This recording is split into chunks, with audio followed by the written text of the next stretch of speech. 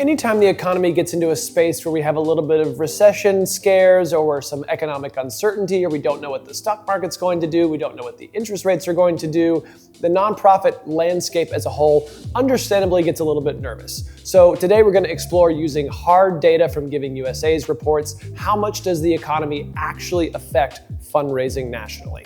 If we're to look at the economy like this, and it's to go up and down, hopefully it goes up and to the right over time. But if the economy kind of ebbs and flows, we would expect giving to kind of follow in lockstep, right? We want it to just follow right along so that we'll say this is giving and this is the economy. And the expectation is when the economy is doing well, giving is up. And when the economy is doing less well, giving is down. And this is kind of true. What's actually true and what's actually more accurate, according to the Giving USA data from this year and also from years past, is that if the economy looks like this, giving looks more like this. Yes, it does follow the trend. So when the economy is up, giving is up. And when the economy starts to go down, giving does go down. And then it goes back up when it goes back up, and it goes back down when it goes back down. But it's never as drastic. These big waves that we see in the economy, in GDP and interest rates and housing prices, and we have these big swings one way and big swings the other way. Giving does follow, but not nearly as aggressively as the economy itself. So we can expect some light trends, but instead of it swinging 10% or 20%, we can look at these as maybe 1% difference, and then maybe 2% here. So yes, as a whole, it does follow, but it's not as drastic as we often think. And we have good data over many, many decades to support this as well. So say that we are in a space where the GDP, the gross domestic product, or all of the money produced in the United States, that's kind of a reductionist way of describing it, but basically just all of the money, just to make it simple.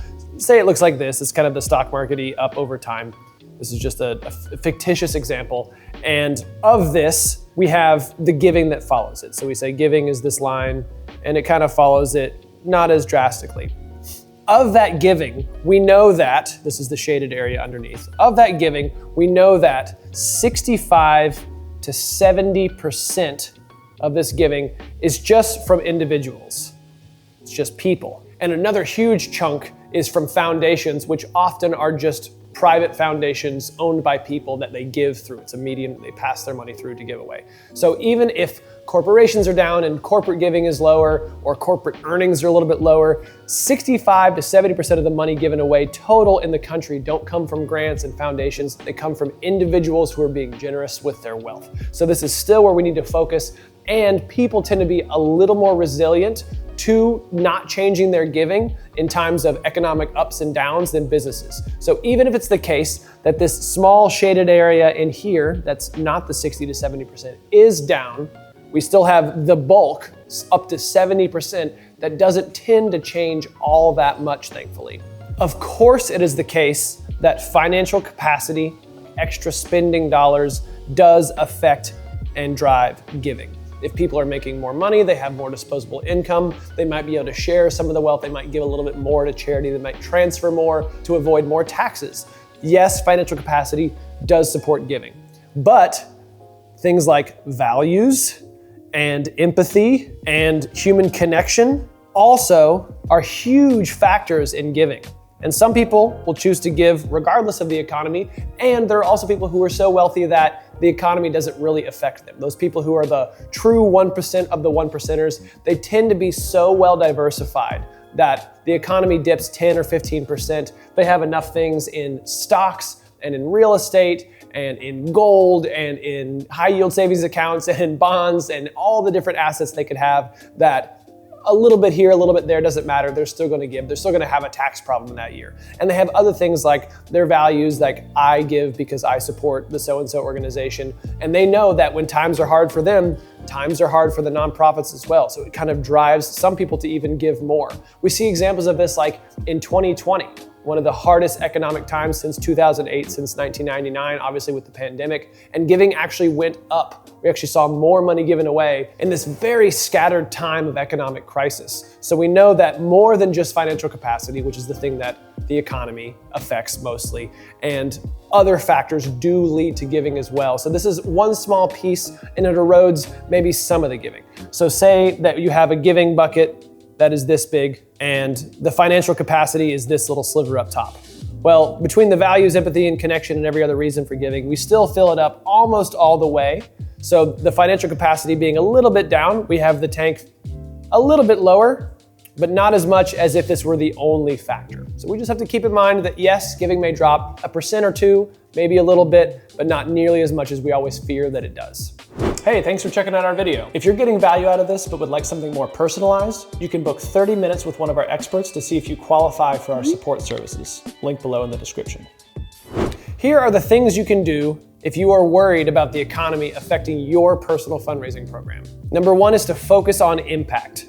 If you talk about the good that you're doing, not your personal financial situation, you are much more likely to get a gift. For example, if your pitch is, hey, we need help because donations are down or the economy is down or grants are dried up or our investments are down and our organization is hurting financially, so we need money, that may work on some donors and some people may give as a result of that. However, it's much more effective to say, hey, those kids that we serve, they still need as much help as they did before the economy was strong, and we hope that we can count on your gift all the same this year because their needs haven't changed. Though the economy is different, the people that we serve still have those same needs and we're still able to fulfill those needs, but we do need your support financially or with word of mouth or with your service or whatever to make it happen. So focusing on your impact, not your financial needs, is the key to making sure that those donations continue to flow.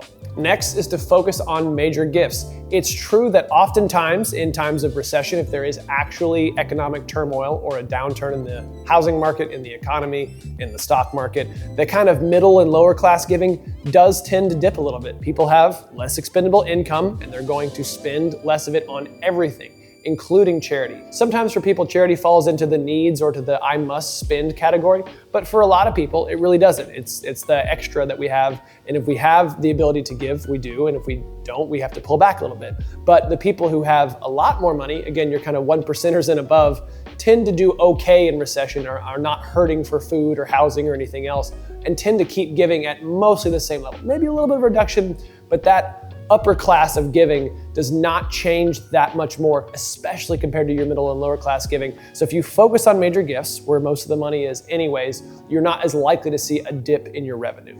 And lastly is to focus on mission clarity. Staying anchored in your mission and your purpose and your drive helps everybody. It helps your staff stay motivated, it helps your board stay motivated, and most of all, it helps your supporters, your donors, your funders stay motivated to help you.